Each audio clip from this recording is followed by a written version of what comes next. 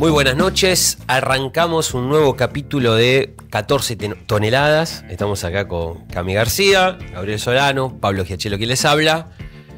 Y bueno, nuevamente estamos aquí, en esta oportunidad en una... Sí, cambiamos de día hoy. Cambiamos de día, claro, en una jornada especial cubriendo lo que pasó ayer. No podíamos estar, tuvimos una charla, dijimos, mantenemos el lunes o vamos al martes, sabiendo que estaba la marcha de ayer y 14 toneladas tenía que estar en el Congreso movilizándose. Y estuvimos, como corresponde a un programa militante. En un momento realmente para nosotros, ahora lo vamos a discutir, pero clave de Argentina. Clave porque era una marcha que estábamos los que teníamos que estar, pero no estaban todos los que tenían que estar. Hubo faltazos significativos. Sí, a la CGT no se la vio, no se vio tampoco al peronismo, no se vio a muchísima gente. Después lo vamos a discutir por qué, pero es evidente que tendrán que haber estado todos los sectores que se dicen defender a los trabajadores, y en el caso de la CGT, no importa su condición, la CGT existe solo para defender a los trabajadores, y no estaba ayer, ¿no? Cuando se estaba votando una ley criminal contra los laburantes. Sí, yo creo que no hay una completa conciencia de lo que se votó hoy a la mañana. Se terminó de votar y todo lo que se trató ayer. Creo que no hay una plena conciencia porque si uno se pone a estudiar punto por punto es dramático lo que se votó con esta ley de bases, que digamos, bueno, es una media sanción, ¿no? Es decir, que no es que la ley ya es ley. Es una media sanción, ahora tiene que ir al Senado, el gobierno no tiene. Pero ahí... Es una maniobra discursiva, la idea que es una especie de reforma laboral light. Sí. Eso es un escándalo. Entonces le pone el adjetivo de light como para que los trabajadores bajen la guardia y que lo que se aprobaba no es importante. Y no es así para nada, ahora lo vamos a ver, pero creo que hubo todo un operativo incluso mediático para bajarle, digamos, el peso, y también decir, bueno, antes eran 600 artículos, ahora son 300 artículos. Sí, como si eso lavara las cosas. Bueno, pero hoy vamos a ver muy a fondo todo este tema. Sí. Vamos a ver, Cami preparó un poco cómo sigue la marcha educativa, chicos. Cómo sigue la marcha educativa. Bueno, cómo sigue la lucha educativa, mejor dicho. Hoy hay reuniones importantes del gobierno con el rector, o con el CIN, mejor dicho, con el Consejo Interuniversitario Nacional. Vamos a ver un poco lo que está pasando en Estados Unidos con la juventud que se está rebelando. En Estados Unidos y Europa también, ¿no? Y en Europa también. Sí. Pero bueno, lo de Estados Unidos ha tenido una repercusión muy fuerte en las universidades, apoyando la lucha del pueblo palestino. Y bueno, preparando también el 1 de mayo, que lo tenemos mañana, Día Internacional de la Clase Obrera, 14 toneladas. Obviamente tiene que estar ahí. Mayo. Vamos a estar ahí. Terminamos con internacional hoy. Hoy estamos internacional en ruso. Y obviamente vamos a terminar con el premio de las 14 toneladas, que ya, bueno, algo acá se ha insinuado, algunos de los candidatos que vamos a tener para... Sí que son la terna, ¿no? Pues podríamos tener una lista... Sí, podríamos tener una lista grande porque... Siempre nos toma trabajo como elegir 2 o 3 nada más, porque empezamos a tirar y siempre estamos preparando este programa y empezamos a tirar y tenemos como 10 animales. Y ya tenés 142 diputados que votaron a favor. Claro, esos ya son todos candidatos. Sí, ya se me... Pero bueno, vamos a tener que ir depurando quiénes van a ser los que van a la terna. Bueno, dicho esto, vamos a la editorial de Gabriel para tener un pantallazo general. Y después lo vamos a debatir en extenso. Miren, yo creo que conviene empezar por lo que pasó la semana pasada. Siempre se dice que hay que poner las cosas en contexto, y creo que acá, más que nunca, nos permite ver la votación y el significado que tuvo. Nosotros venimos de una marcha universitaria que fue, y muchos lo dicen, el diario de la Nación publicó en la tapa que hubo 450.000 personas solamente en la ciudad de Buenos Aires, y después hubo marchas en todo el país, Me tocó estar en Jujuy el día jueves pasado, y en Jujuy me dijeron que hubo una marcha de 10 cuadras, más grandes incluso que lo que fue el jujeñazo el año pasado contra el intento de Gerardo Morales de modificar la reforma, de aplicar una reforma constitucional de la provincia. Si uno suma toda la movilización que hubo en las 24 provincias de Argentina, superamos largamente el 1.000.000 de personas. Y en cualquier análisis político, de los más variados, incluso de los medios que se reclaman oficialistas, defensores de Javier Milei, todos dijeron, esta vez la bala entró. Esta vez el gobierno sintió el golpe y es una derrota política de Javier Milei. Ahora, cuando se daba esta derrota política, rápidamente se arma un operativo de rescate. Porque la votación que se terminó de consumar hoy a la mañana en la Cámara de Diputados es, antes que ver el artículo por artículo, un operativo de rescate a un gobierno golpeado. Fuera de ese contexto creo que no se entiende del todo. Porque ayer hicimos un pequeño acto en la marcha que teníamos frente al Congreso, y en un momento me tocó hablar a mí. Yo dije lo siguiente: imaginémonos por un momento qué hubiese pasado si convocaba la CGT, si convocaba las CTAs, si convocaban todos los sindicatos, si convocaban los centros de estudiantes universitarios, si después de la marcha tan importante que tuvimos la semana pasada se repetía, pero con una presencia más significativa de la clase obrera, una gran marcha frente al Congreso Nacional. A un gobierno que venía golpeado le podíamos aplicar un nuevo golpe. Y dado la fragilidad de armado que tiene el gobierno para la aprobación en el Parlamento, es muy probable pensar que hubiese sufrido contratiempos importantes. Y no se quiso hacer eso. Al revés, muchos de los sectores que habían sido convocantes de la marcha universitaria fueron rápidamente a negociar con Milei y se valieron de la marcha universitaria para lograr que Milei se avenga una negociación con ellos y querer armar una especie de régimen más parlamentario. La idea es que ellos pueden salvar al gobierno de Milei de una deriva de un gobierno o de un presidente, mejor dicho, para ser más preciso, que tiene excesos de personalismo, de modos por fuera de las leyes. Lo fueron a rescatar después del golpe sufrido. ¿Para votar qué cosa? Para votar dos leyes, porque en realidad son dos leyes las que se votaron. Una es esta ley bases y luego un paquete fiscal, pero finalmente es parte del mismo proceso legislativo y se negoció también como un paquete. Para votar dos leyes que, si uno mira todos los artículos, no hay uno solo a favor de los trabajadores, ni uno solo. Se aprobó una reforma laboral. Y como decíamos recién en esta charla introductoria, calificarla como light realmente es un despropósito, porque afecta derechos laborales muy, muy importantes de la población. Solamente para tomar un ejemplo, hay un artículo que es copiado de la reforma que quiso aprobar Bolsonaro en Brasil. Una empresa de 5 o menos empleados, los trabajadores no se consideran como trabajadores. Ni siquiera se va a aplicar la ley de contrato de trabajo. Son colaboradores del dueño de la empresa. Conociendo los fraudes laborales que aplican habitualmente los capitalistas argentinos e internacionales que tienen inversiones en nuestro país, ya podemos esperar que una empresa de 15 o 20 arme 4 de 5 de manera tal que pueda evadir completamente todo tipo de legislación laboral. ¿Se elimina el régimen de indemnizaciones como lo conocemos hasta ahora? Directamente se termina esto. Se termina con la estabilidad del empleo público. Un hecho también gravísimo. Se incrementa un año el periodo de prueba. Hay empresas importantes que de manera permanente, sistemática, rotan a su personal. Y si vos estás un año, te pueden echar sin pagarte nada. Absolutamente nada. Esto es lo que se arma. Y junto con la reforma laboral hay una reforma previsional, también completamente gravosa para el pueblo argentino, porque elimina algo que en nuestro país se ha ido como si naturalizando, que son las moratorias previsionales. En el pasado no existían las moratorias previsionales. ¿Y por qué no existían en el pasado? Porque no teníamos la cantidad de trabajadores no registrados que tenemos en la actualidad. Si uno ve las cifras oficiales de cualquier estadística que circula, incluso del propio INDEC, tenemos una fuerza de trabajo informal que está arriba del 40%. Uno puede preguntarse cómo se va a jubilar ese trabajador que hoy está trabajando, pero no se realizan ni aportes previsionales, ni a su obra social, no tiene vacaciones, no tiene aguinaldo. Es difícil que llegue a su edad jubilatoria con los 30 años de aporte requeridos. Por eso hubo moratorias. Eso se eliminó por completo. Esta ley elimina la moratoria, pero de una manera tan pérfida que simultáneamente a que se elimine la moratoria, escuchen esto, se eliminan las multas para la contratación de trabajador no registrado. Es decir, que al trabajador que se lo castigue y no se lo registra, es un doble castigo. No está registrado en su etapa activa y cuando se jubila no se puede jubilar. Y al empresario, que es el responsable de no haberlo registrado, se lo premia quitando las multas. Esto es lo que tenemos ahora. Solamente piensen por un momento lo siguiente: se eliminan las multas para cruzar a rojo el semáforo. Uno puede pensar que más gente va a pasar a rojo porque no va a tener ningún tipo de penalidad. Eso es lo que está pasando para los empresarios. Pueden contratar sin registrar y no van a tener ningún tipo de multa para pagar. Se habla de industria del juicio, esto es muy habitual, uno escucha en los medios de comunicación, y en Argentina en realidad lo que existe es la industria del incumplimiento de los derechos laborales. porque, insisto, el 40% como mínimo de la fuerza de trabajo no está registrada.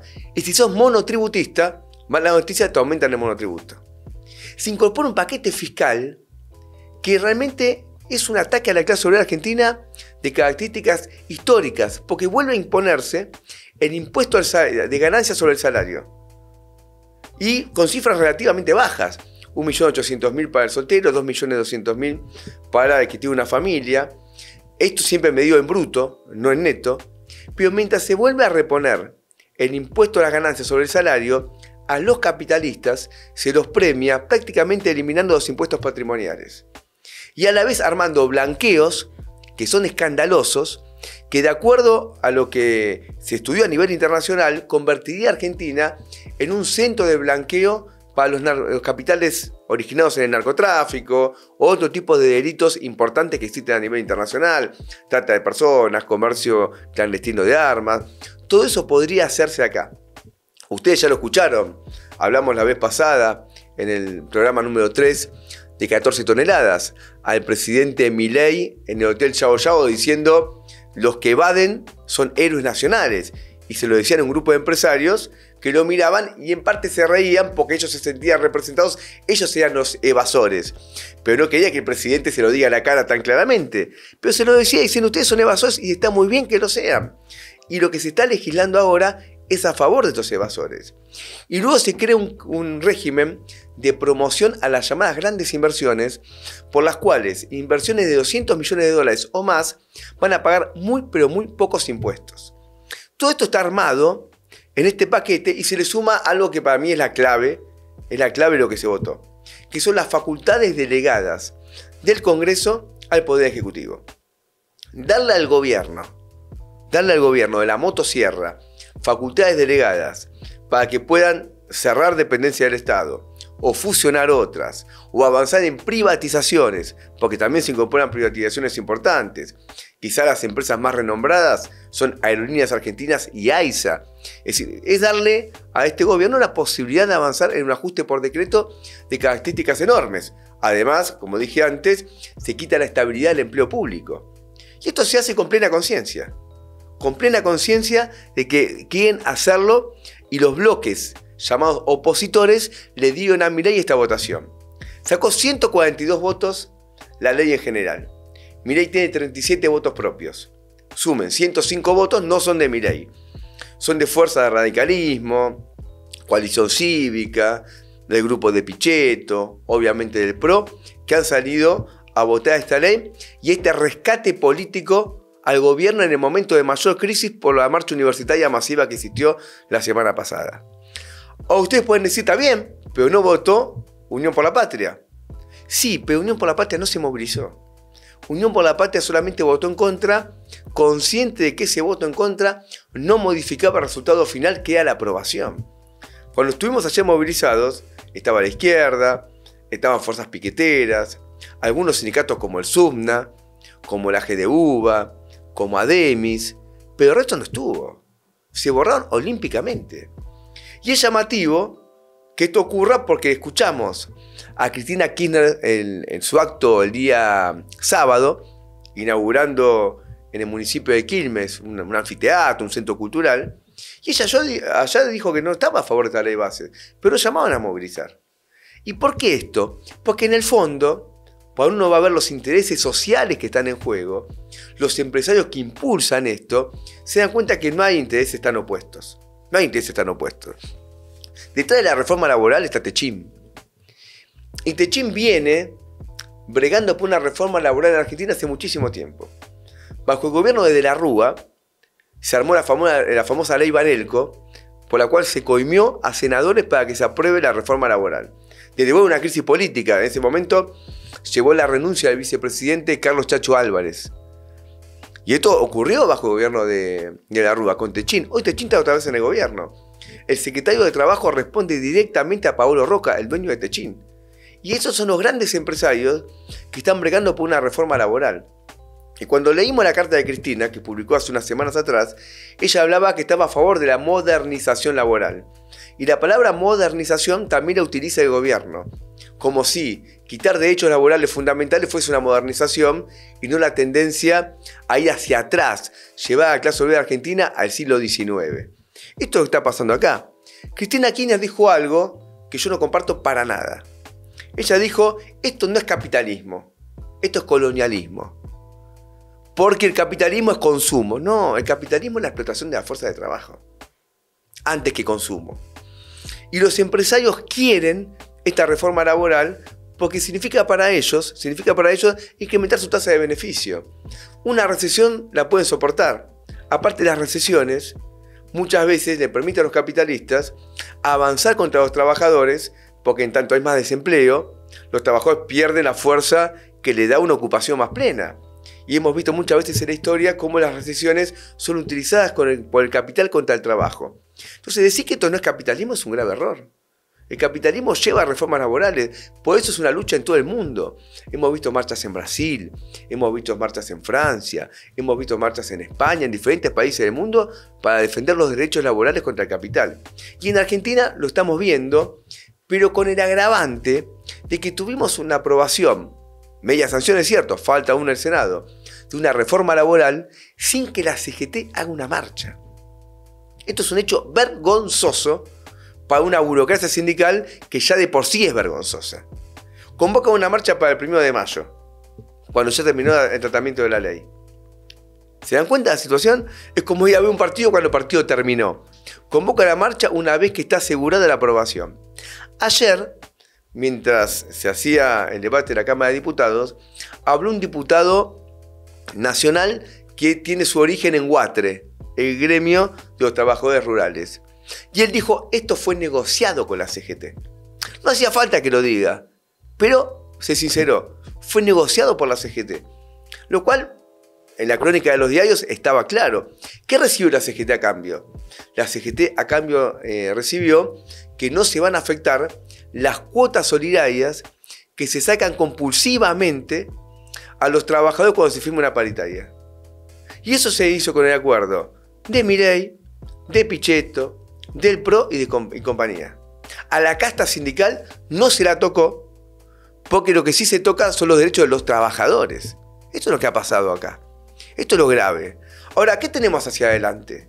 Hacia adelante tenemos un conflicto, porque este es un gobierno que venimos de una marcha universitaria masiva que catalizó una bronca popular que supera la cuestión universitaria, porque había trabajadores de los más diversos que nunca pisaron una facultad, pero dijeron tenemos que ir a esa marcha porque ahí hay una pulsera contra el gobierno. Y ahora se tiene que aprobar en el Senado.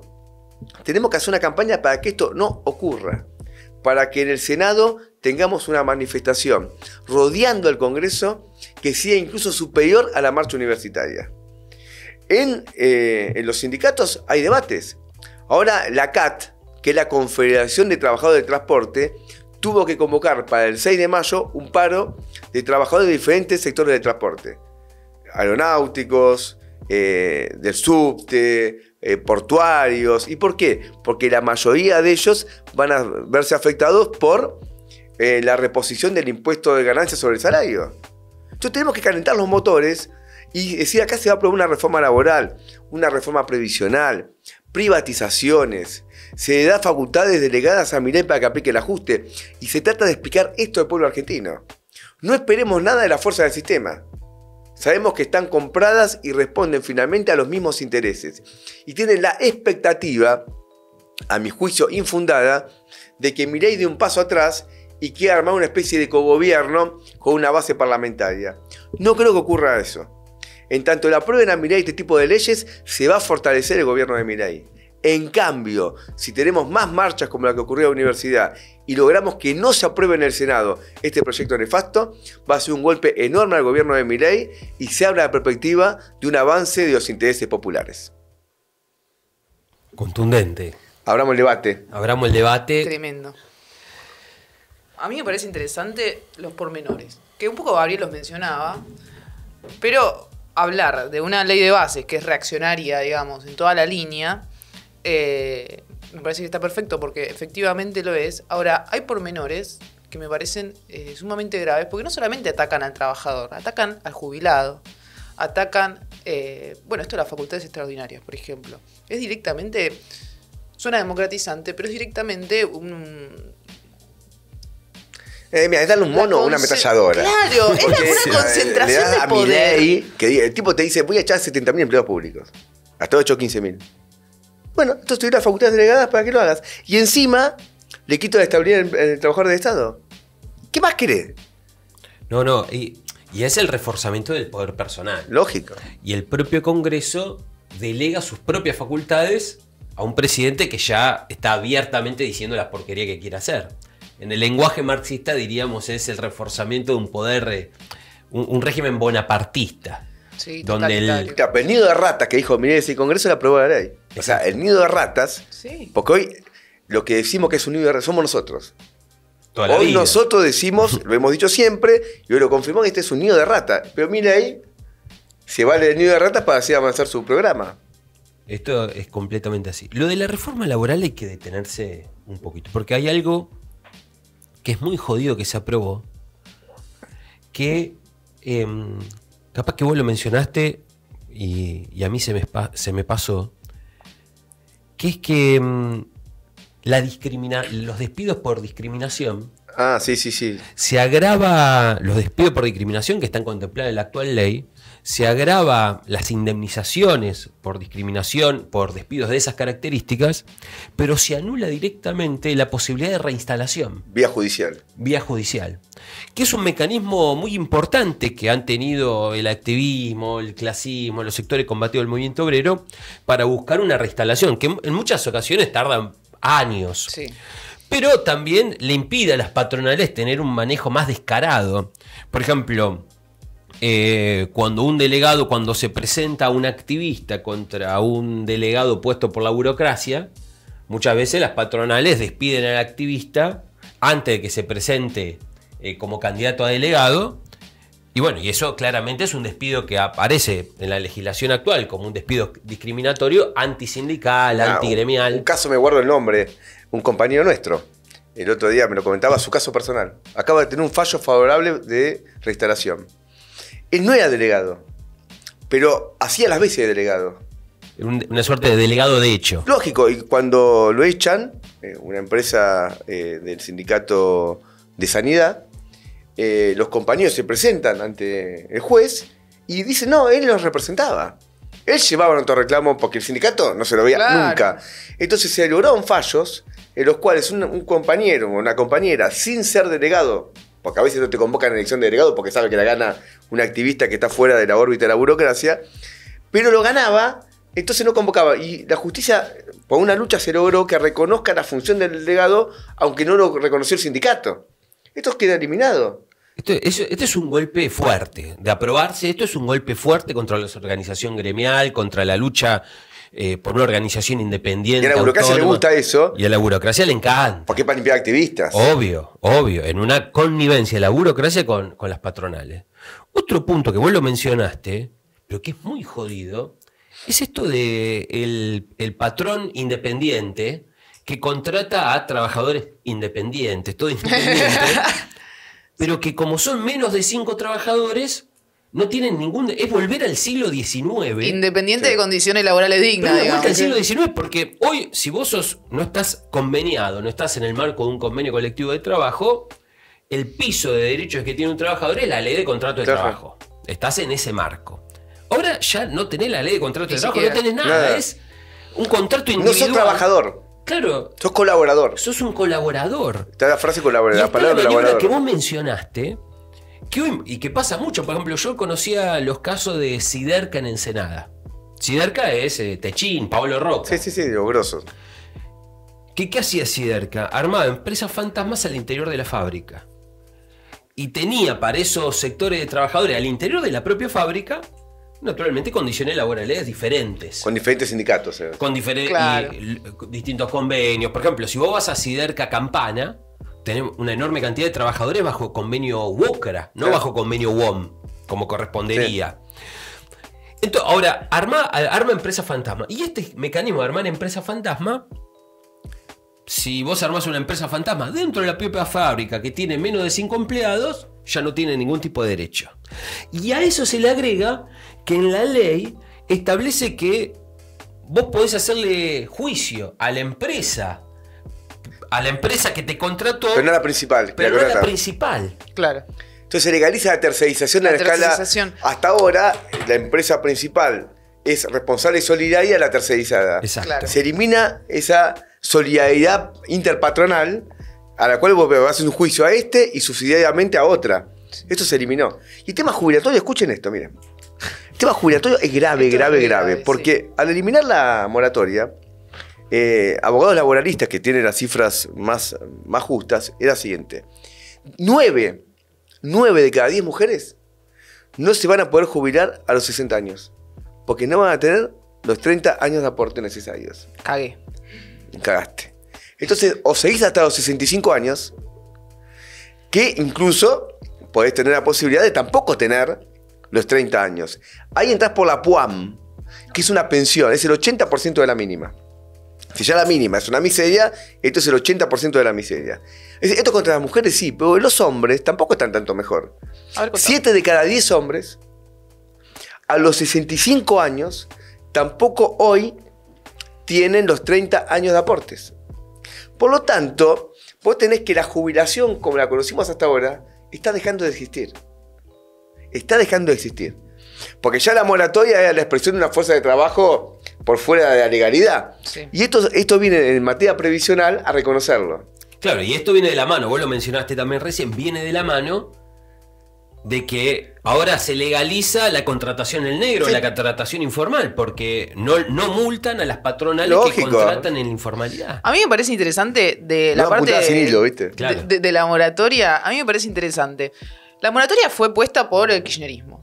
Ahora, el kirchnerismo, gran parte de esa recomposición que viene en el 2003 fue sobre la base del incremento del trabajo precario.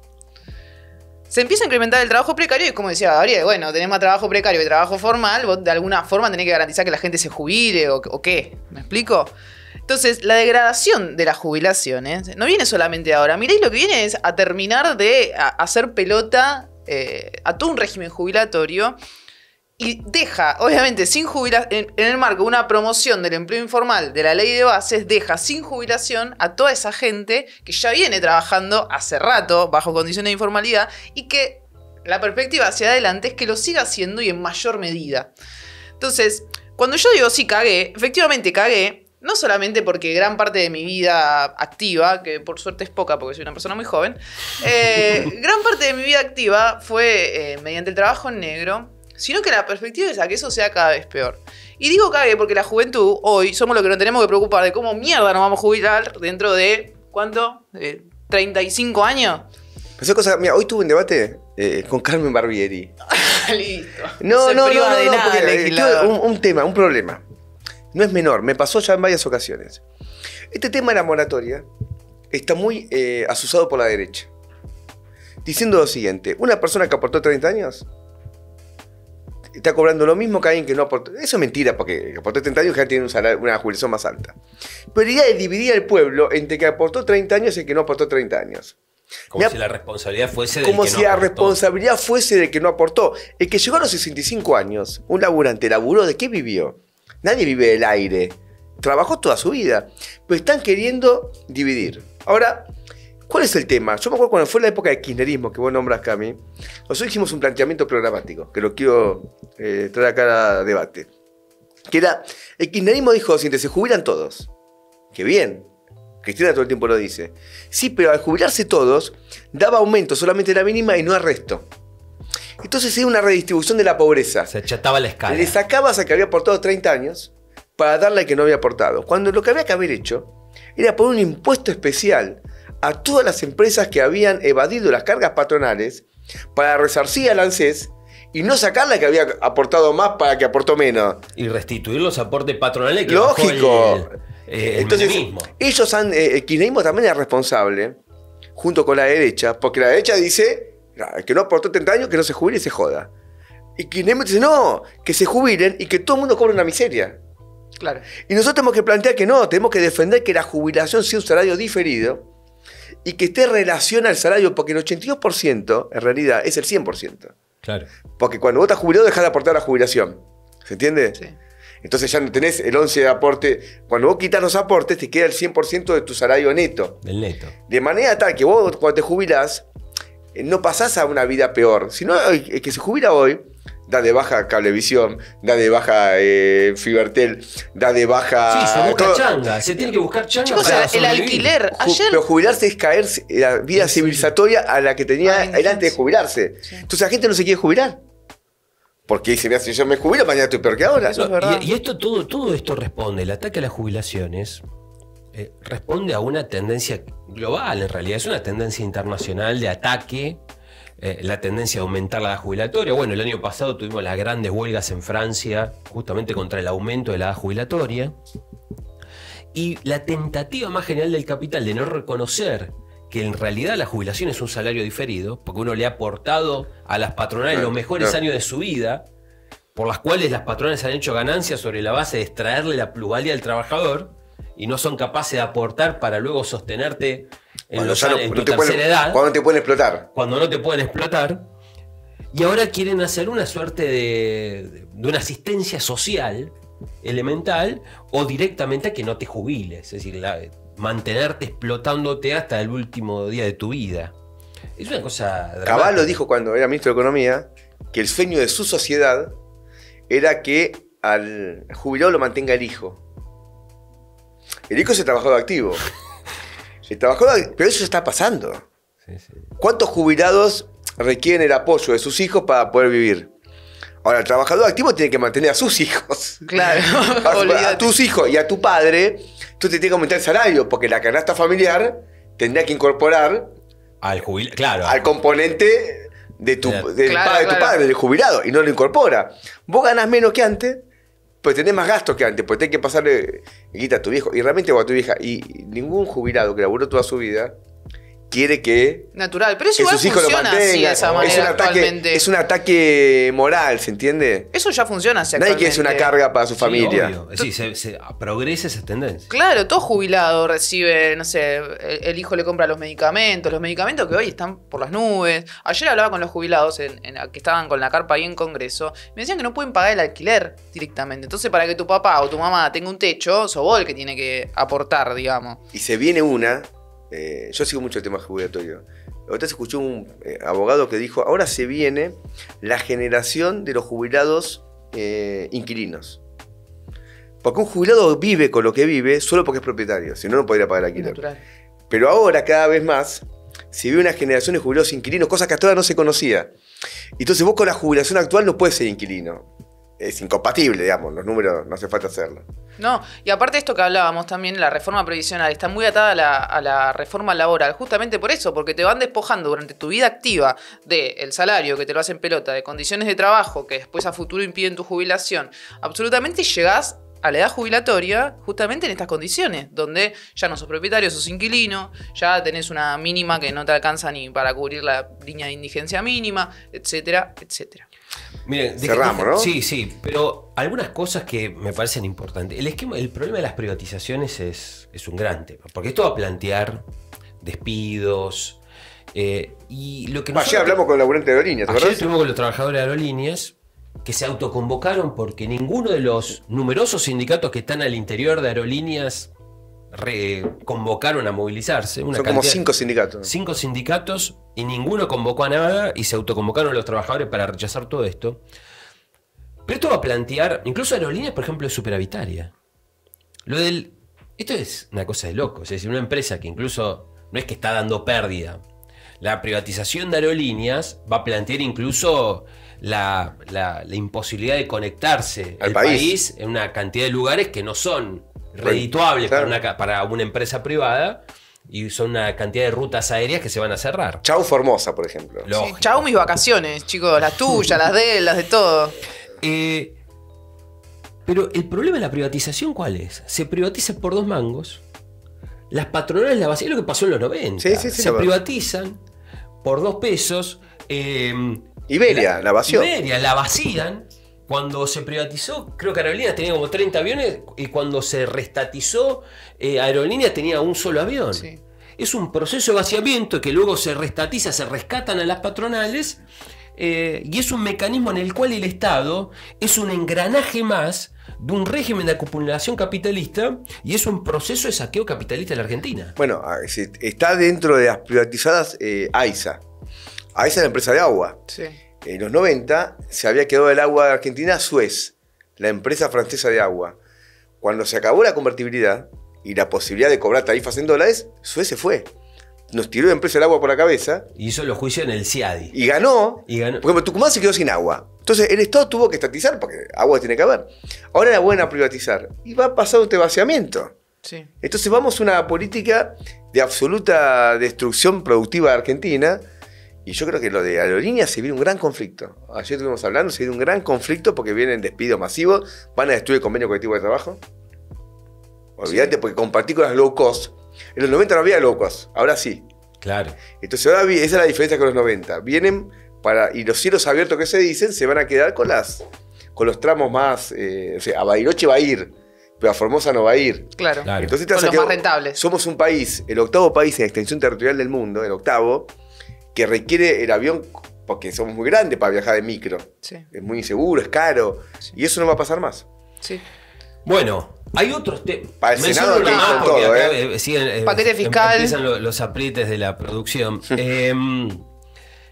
Lo del petróleo también es. Sí. Está porque se habilita una exportación de petróleo, de gas, sin límites, que no haya un régimen diferencial de precios al interior, lo cual puede conducirnos al desabastecimiento energético, que ya pasó en la Argentina, porque de la mano de Repsol se produjo, la Argentina tenía un déficit energético de alrededor del equivalente a 10.000 millones de dólares que tenía que importar, y fue lo que luego empujó a que el gobierno de Cristina Fernández, creo que el CEPO, claro, se quiere el Banco Central, devalúe, el YPF, pero esa estatización con pago e indemnización a Repsol por 6.000 millones de dólares, y ahora el juicio que se sumó. Es decir, son esas estatizaciones capitalistas que son una lápida para la Argentina y para el Estado argentino.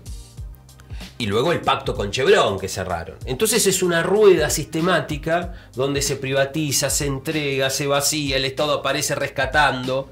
Es un proceso de vaciamiento y saqueo capitalista de Argentina brutal. Sobre esto, sobre el proceso de las privatizadas que terminan todas vaciadas y etcétera. En Prensa Obrera tenemos mucho escrito porque es una regla. No es algo que nosotros decimos al azar, sino que es una regla que se vio durante los 90, que todas las privatizaciones terminaron con una empresa prácticamente quebrada, donde la rentabilidad se la llevaron 10 tipos, donde el Estado tuvo que salir a rescatarla y después efectivamente vuelve a suceder lo mismo. Entonces, toda la información que quieran con respecto a empresas puntuales, como decía Pablo, y demás, todas las pueden encontrar en Prensa Obrera. Y recomiendo particularmente el artículo de Néstor Pitrola sobre la reforma laboral, que condensa y sintetiza muy bien, varios de los aspectos estos que estuvimos tocando. ¿Se la pueden poner acá abajo la de Néstor? A esto de este régimen para las petroleras, obviamente que va a ser con libre disponibilidad de divisas.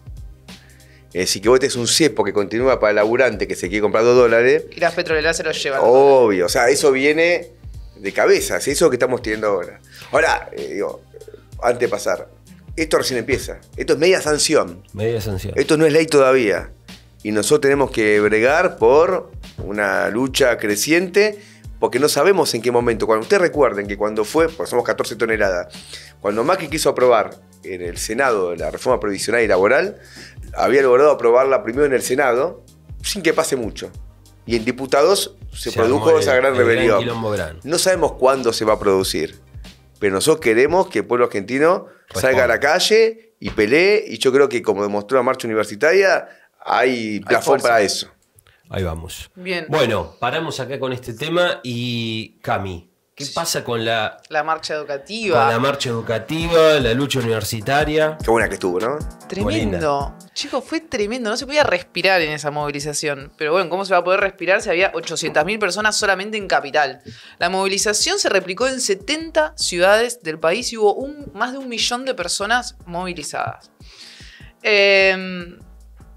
Nada, la envergadura de la movilización yo creo que quedó clara. Fue un golpe al gobierno muy importante.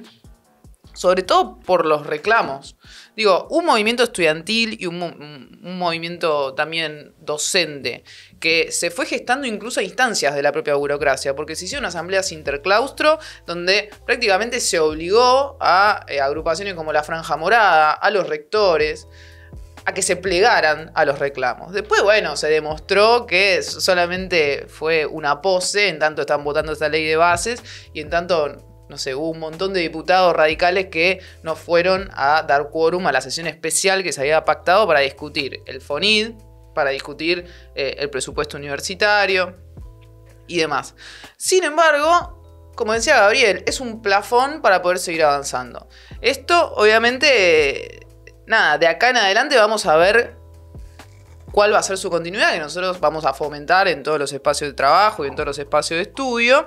Pero es importante la respuesta conjunta de la comunidad universitaria y de varios sectores de la población, porque, digo, en algún momento se cantaba durante la marcha estudiantes y obreros, como en el Cordobazo, y creo que ese fue un gran valor de la movilización, que por primera vez se vio una marcha educativa que superó incluso a la movilización educativa de la reforma del 18. Entonces... A mí, en algún punto, te conmueve estar en ese lugar, pero, digo, también da como una cuota medio de esperanza de que no todo está perdido. Esto de que, bueno, tiene que ser... Lo que tiene que enfrentar a la ley de base tiene que ser una movilización, como la marcha educativa del otro día, que fue histórica, esto tomado por todos los medios de comunicación, es algo que me parece que podemos tomar como puntapié inicial. No es un final, sino que es un comienzo de algo... que se tiene que seguir adelante. Ahora, hay muchas maniobras de por medio, ¿eh? Mirá, ayer recibió, no sé si estaba Petovelo, no creo que no, o sí, creo que estaba Petovelo, al rector de la UBA, a Gelpi. Y hoy hay una reunión, no sé si ya terminó, estaba convocada para ahora, con el CIN, con el Consejo de Rectores. La impresión que da, y en este punto apuesten que va a ser así, es que van a discutir unos mangos más para el funcionamiento de las universidades. Pero como dijimos la otra vez, eso es solamente el 7-8% del 100% del presupuesto. Pero la masa del presupuesto, que son salarios para docentes y no docentes, sobre eso no va a haber un mango. Entonces ahora el movimiento, lo más probable es que no sea igual que la marcha anterior, que estaba toda la comunidad universitaria unida. Acá va a haber que los docentes, no docentes y estudiantes se pongan a la cabeza de esta lucha de forma directa, porque es muy probable que el acuerdo que quieran cerrar sea a costa de ellos.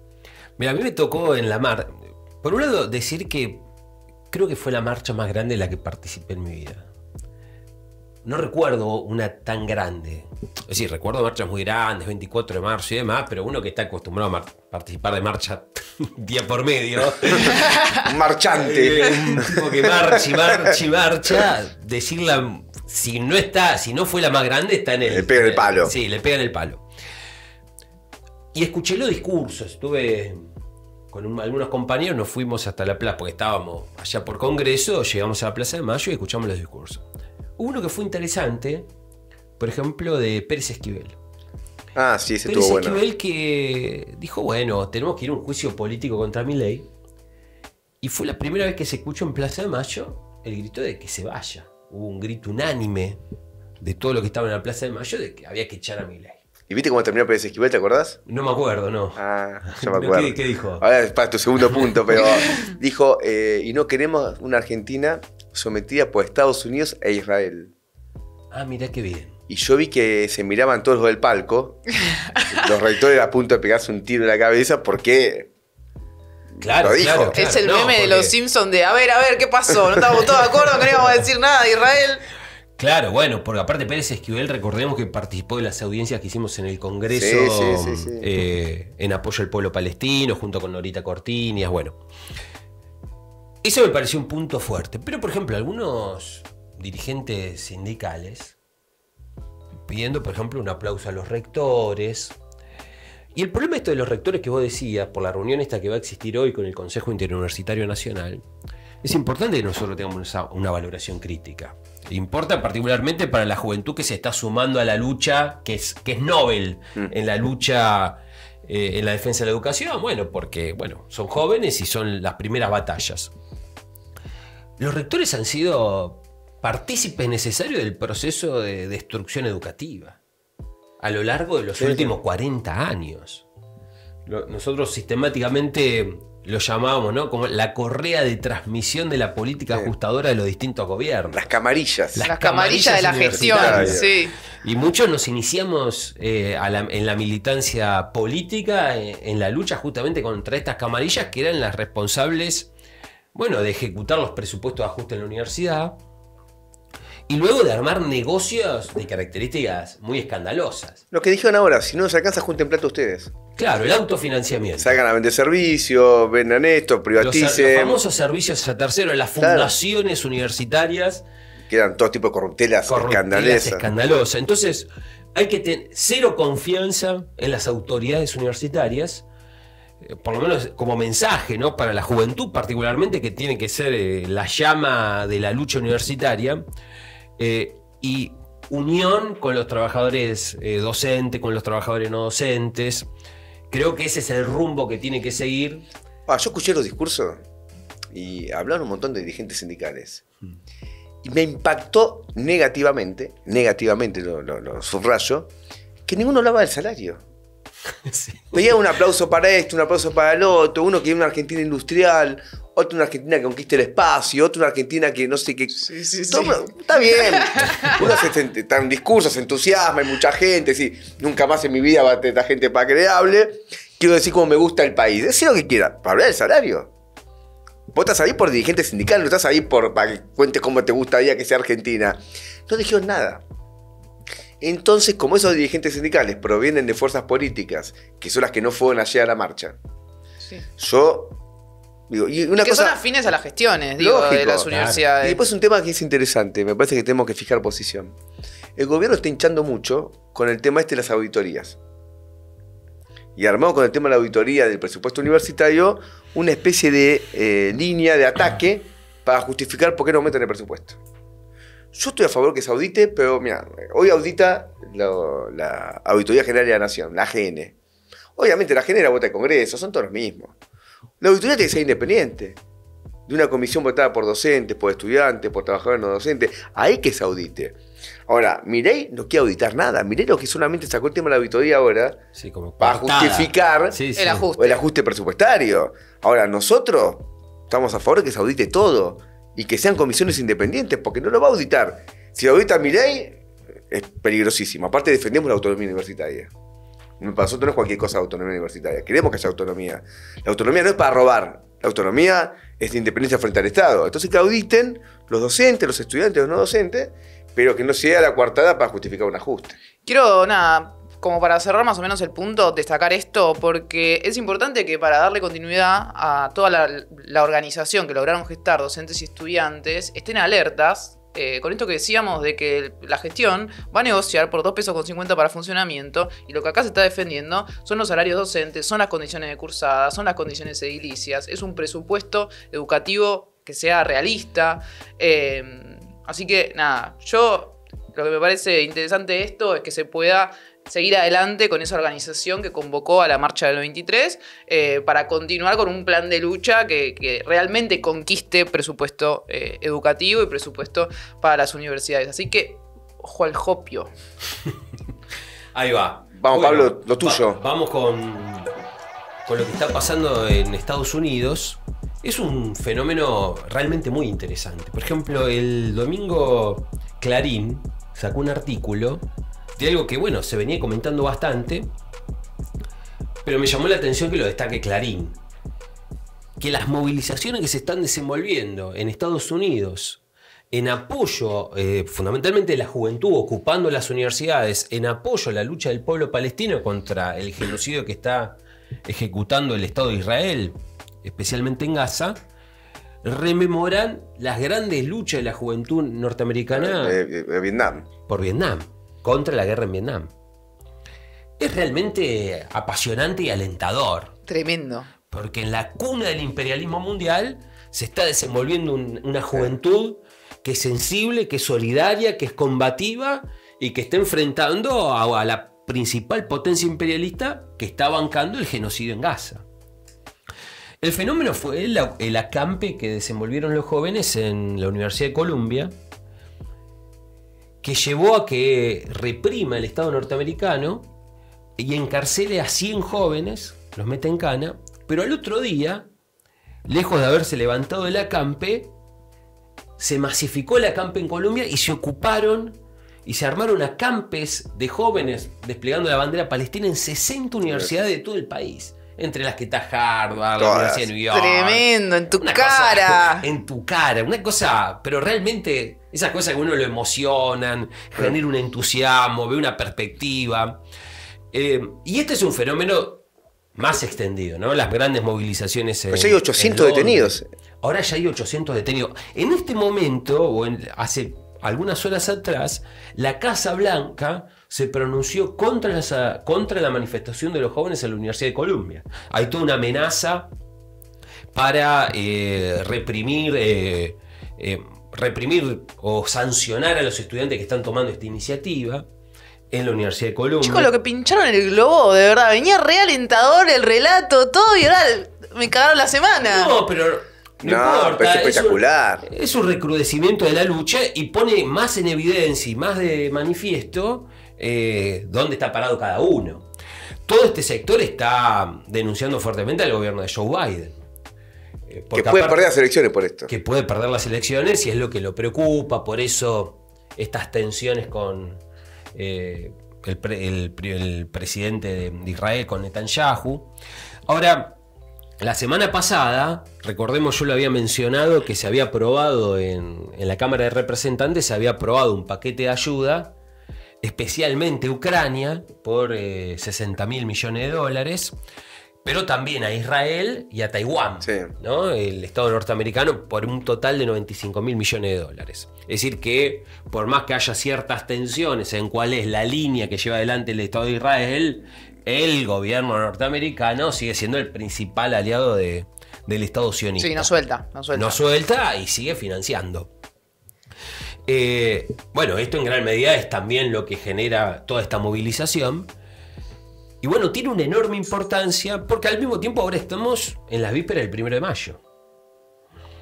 Y de cara al 1 de mayo, la denuncia... Pero la Sorbona. ¿Cómo? La Sorbona también es un acampe. Exactamente. Es impresionante. Es un fenómeno que se extiende. Pensé que, porque en Argentina está todo el mundo diciendo, no, vos decís algo a favor de Palestina, dicen, sos antisemita. ¿Qué antisemita? Estamos con los palestinos. Lógico. Y aparte la comunidad judía de Estados Unidos, una parte importante está peleando contra esta masacre sionista. No, y aparte nosotros venimos denunciando hace rato que lo que está llevando adelante Israel es en nombre de un genocidio contra el pueblo judío que está perpetrando otro genocidio. En nombre del genocidio. El cinismo del Estado de Israel es que en nombre de haber sufrido un holocausto que fue lo más trágico de la historia de la humanidad. Exactamente. El holocausto fue 6 millones de judíos asesinados. Ahora el Estado sionista aplica los mismos métodos contra el pueblo palestino. La solución final. Sí, sí. Quiere aplicar la solución final contra un pueblo. Porque lo que está pasando en Gaza ahora, digamos, un minuto, es decir, puede haber ahora una masacre todavía mayor a la que ya vimos. Porque tienen 1,5 millones de palestinos prácticamente contra Egipto no los deja entrar. Los tienen contra las cuerdas y ya dijeron bombardeos. Ya vio bombardeos, dijeron estamos esperando la orden y entramos y cuando entren va a ser. Y cuando nosotros lo denunciamos, una masacre. Viene la DAIA en persona a tratarnos a nosotros de antisemitas por estar denunciando un genocidio. A vos, puntualmente. Que la DAIA se vaya a laburar. Nunca nos vamos. La DAIA es un grupo de chantajistas en un país de cagones donde nadie se anima a abrir la boca contra la masacre sionista porque la DAIA te va a denunciar. Que se vaya a cagar la DAIA. Por eso es muy delincuentes. Noble la actitud de Judíes por Palestina, la agrupación que planta bandera. Lógico. Y bueno, no en nuestro nombre, dice. Lógico. Eso es muy importante. Ahora, se viene el 1 de mayo y estos temas ocupan un lugar central, fundamental. La lucha contra la guerra es una bandera clave. Porque bueno, la guerra es la expresión más brutal de la descomposición capitalista, de la barbarie imperialista. Y ha salido una declaración que quiero rescatar, que figura en Prensa Obrera y también va a aparecer acá, esperemos en los graphs cuando se edite esto, que ha sido firmada por numerosas organizaciones, entre las cuales naturalmente está el partido y el Polo Obrero, pero está el CEP de Turquía, el NAR de Grecia, la TIR de Italia y el SICOBAS, que es un sindicato muy importante de Italia, que tiene más de 20.000 afiliados, que juega un papel muy importante en la organización de los trabajadores de las empresas logísticas, con muchísimos trabajadores inmigrantes, Occhio de Clase de Italia, organizaciones de Azerbaiyán, de Croacia, Tribuna Clasista de Brasil, la Fuerza 18 de Octubre de Chile, la Fragua de Uruguay. Bueno, realmente es una declaración que parte, bueno, que tiene cierta representación y cierto alcance por las organizaciones que lo firman,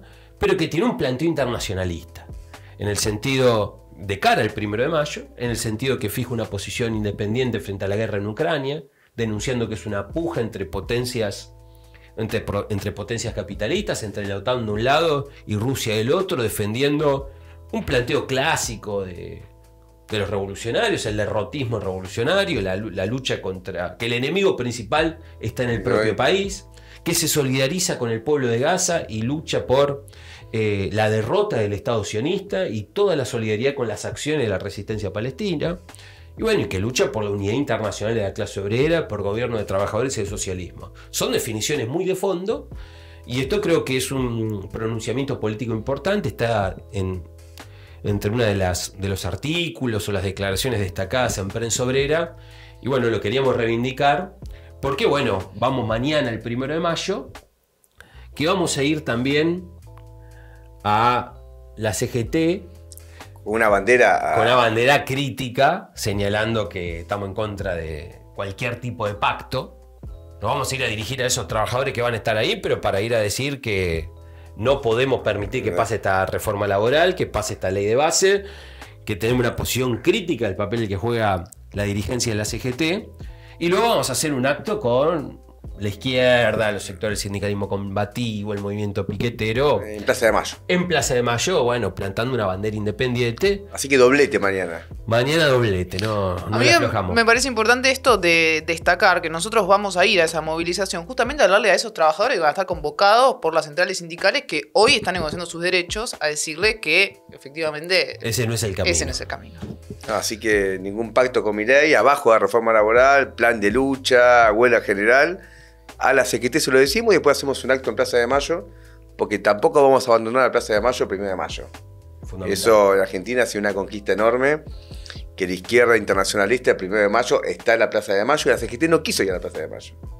No quiso ir al Congreso de ayer, no va a la Plaza de Mayo el domingo, aparte del monumento al trabajo, no es al trabajador. Claro, es el trabajo. Al trabajo. Una cosa espantosa. Es todo un símbolo. Bueno, es que en Estados Unidos claro, el 1 de mayo está prohibido. Claro, es otro día. Es un día subversivo. Claro. Es un día subversivo. Está el día del trabajo después. Pero no el trabajador. Porque el trabajador, vos enfatizás el carácter de clase de lo que te separa del capitalista. Es un día de lucha de clases. Claro. Nosotros queríamos hacer, pero no nos dio porque la coyuntura nos mató, una historia del 1 de mayo. Y Argentina tiene una gran historia del 1 de mayo. Pero lo vamos a hacer el año que viene. No, pero hay un video que pueden ver que es Historia de otra clase con Iván Hirsch y Guillermo Kane. Con toda la historia del 1 de mayo, el primer 1 de mayo acá en la Argentina. Así que no lo hacemos el año que viene, ya está. No lo hacemos. Estamos cubiertos, mírenlo. Historia de otra clase se llama el programa, un programa de Prensa Obrera. Así que, bueno, tenemos también ese aspecto cubierto y ya vamos a mirarlo, bueno, para formarse. Este año se cumplen también 50 años de un 1 de mayo bastante emblemático. El 1 de mayo del 74. Ah, lógico. Cuando Perón echó de la plaza a la izquierda peronista. Reflejando la ruptura por izquierda de la juventud peronista con el mismísimo líder nacionalista. Bueno, esto lo tocan los compañeros en... Sí, ahí seguramente van a explicar. No vi el video, pero seguramente van a explicar cuando Cristina Kirchner dice que ella se quedó. Ah, mirá. Claro. Ella dice que ella y Néstor no eran de la Juventud y Lealtad. No estaban en la JP que se va. La JP se va de un hecho de dignidad. Claro. Se retiran las bases antes que la dirección. El gobierno popular. Claro, y se retiran descontentos y después se va a su dirección pero una parte se quedó. Y lo que se quedó fue, entre otros, Cristina y Néstor, en ese momento, y después ellos fundan la Cámpora, en un acto que se hace una vez en el Luna Park, en el cual está presente la Juventud Sindical diciendo, nos equivocamos en ese momento, la Juventud Sindical y la JP Tradicional están juntas. ¿Con qué programa? Con el programa de la Juventud Sindical, que a los fascistoides de la AAA. Tremendo. Che, yo lo que me quiero quedar con una sola conclusión, además de que la DAIA se vaya a cagar, me encantó esa conclusión, pero más allá de eso, esto de que la reforma laboral también pone sobre la mesa una contradicción que me parece que es la que rige a toda la producción, a todo el movimiento obrero argentino, y es que cualquier cosa, la ganancia del capitalista va a ser siempre contraria a cualquier beneficio del trabajador y viceversa. Esa contradicción es insaldable. Si nosotros queremos algo, va a afectar a todos los partidos patronales, a toda la ganancia de los capitalistas y viceversa también. Si favorecemos la ganancia de los capitalistas, el trabajador le van a romper la cabeza. En la víspera del 1 de mayo, gran conclusión. Exactamente. Escúchame, tenemos que ¿Lo estamos haciendo los giles o no le vamos a dar el premio de 14? No, hay que dar el premio. No, veo que están arrugando. Se van a arrugar. No. No cuenten conmigo, me levanto y me voy. Bueno, Pará, a ver. Tenemos tres candidatos. A ver. 3 candidatos. Yo voy a decir el primero. Porque la verdad que me pareció increíble. De Loredo, el diputado radical. Se escuchan silbidos. El diputado radical que fue a la marcha educativa. Ahí adelante estuvo, salió en todas las cámaras. Y después, cuando tuvo que ir a la sesión especial, no fue. A discutir el FONI del presupuesto. No fue. Al tipo le hace una entrevista, pasa un colectivero y le dice: delincuente, da quórum. Lo más grande que hay. Lo más grande que hay es la clase obrera de este país, Sí. te lo juro. El siguiente. Se lo merece ese también. No, yo tengo al trumbilo de la CGT. Daer, Pablo Moyano y Acuña. ¿Por Representando qué? a todos. Porque ayer no estuvieron. Perfecto. Faltaron. Yo digo, en Argentina antes había una marcha de la CGT con una reforma laboral y iban, ponían la cara un poquito. No era paro activo, algo había. Nada. Yo creo que es una lápida de la burocracia sindical argentina. Es decir, para ponerle los clavitos al cajón Sí. y enterrarlo. Para mí se merecen 14 toneladas, pero... Sí, otro que hay que candidatear es a Pichetto, ¿no? Porque junto con el radicalismo, el bloque de Pichetto, le dieron la mayoría a Milei para que pueda salir esta media sanción. ¿Escuchaste su discurso? No. Yo estoy en todos los detalles. A ver el detalle. Estoy en la preproducción. Atacó la visión trotskista de la historia. Ah, mirá, no he escuchado eso. ¿Cómo nos enteramos? Y bueno, porque no vieron a Pichetto. Yo soy un seguidor de Pichetto, no me pierdo nada de lo que Estaba hace Pichetto. laburando, dice Gabriel. Yo, sin haber escuchado eso, ya se merecía. Sí, ya se merecía. Ahora rankea. Pero no es porque lo proponga yo, no quiero ganar, pero me parece que... No, lo de la CGT ha sido fuerte. Ahora, mañana cómo vamos. Espero que no vean el programa. Le vamos a dar el Mañana premio y vamos mañana vamos a ir. Está Vamos a bien. ir. No se enojen, chicos. Igual, yo acuerdo que este premio se lo lleva a la CGT. Se lo lleva Sin la lugar a CGT. duda, criminal el accionar de la CGT. No, es una defección. Sí, no, jodida. histórica. Pero al Senado vamos a ir con todo. Yo pienso que el pueblo argentino lo podemos movilizar. Acá nos mangan cartelitos. Publicidad. Suscríbanse al canal, activen la campanita. Fundamental porque hay que darle manija. Más programas y ponen más programas y contenidos. No sabemos Claro, qué significa eso, porque chicos. Si, El programa somos trojitos, hacemos programas. Claro, y contenido nos sobra. Así que Sí, la verdad que no sí. entendemos qué nos dicen. bueno, suscríbanse, activen la campanita. Vamos con todo. Nos vemos mañana 1 de mayo y paramos acá. Y sí, bueno, hasta la próxima. Hasta la próxima. Nos vemos el lunes que viene a las 20 horas.